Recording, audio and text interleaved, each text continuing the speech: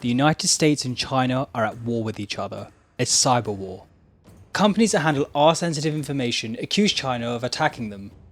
But corporations aren't the only ones being attacked. The US has recently accused China of attacking their government networks.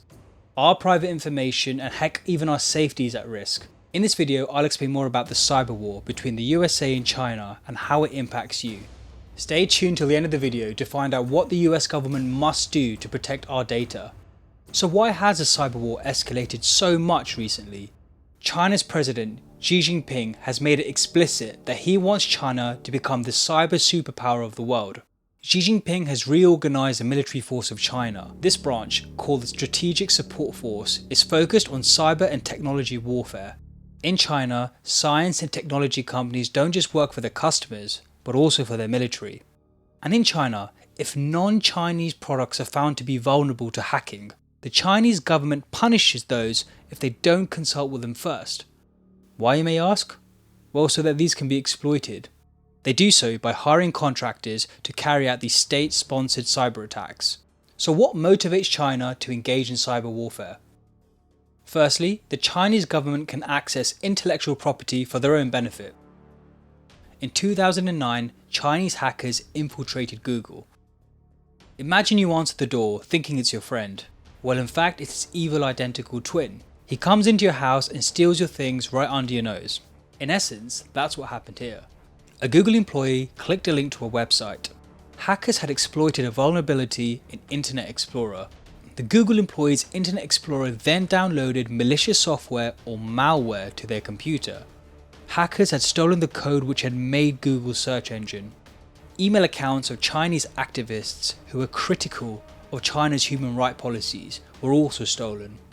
Google wasn't the only company to be targeted. In 2021, Chinese hackers had broken into Microsoft's email systems. Hackers were able to access confidential emails as well as their attachments. The second motivation is around controlling the narrative. They want to silence criticism, domestic or foreign. Any criticism could cause internal instability.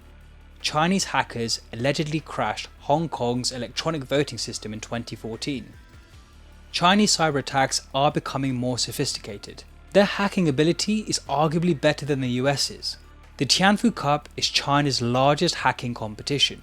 In 2021, it demonstrated 30 instances exploiting US software used by millions worldwide. These included Apple's iOS, Windows 10, Safari and Google Chrome. This number was 40% higher than an equivalent North American hacking competition. But the US and China do need more cybersecurity professionals. China currently has a 1.5 million job deficit. This is around 3 times bigger than the US's, but the US is struggling to fill this gap. In the US, there is a long backlog of security clearances for onboarding cybersecurity professionals. Not only that, pay for cybersecurity roles in the government isn't competitive. All of this reduces the number of people that want to fill out these positions.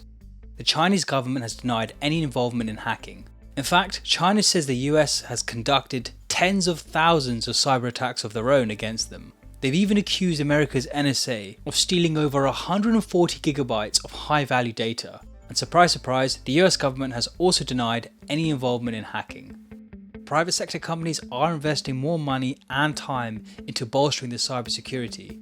Given the rate of China's progress in cyber warfare, more needs to be done by the government to prevent hacks from occurring. Firstly, it needs to be less painful to land a cybersecurity role in the government. Higher wages in such positions would obviously see more applicants. One of the reasons why the US won the space race against the Soviet Union was because it increased funding to STEM and offered colleges financial aid. A similar scheme, but for the cyber race, would go a long way. Not just for the public sector, but for the private sector also. These are only a few examples of cybersecurity breaches made public. 2014 saw the US and China sign a cyber agreement. The aim was to stop state-sponsored attacks. But if anything, the cyber war between the US and China has escalated in recent years. Now, can you imagine how many cyber attacks are going on right now between the US and China that we don't even know about? We are in the midst of a cyber war, and it's not going to stop anytime soon. Thank you for watching.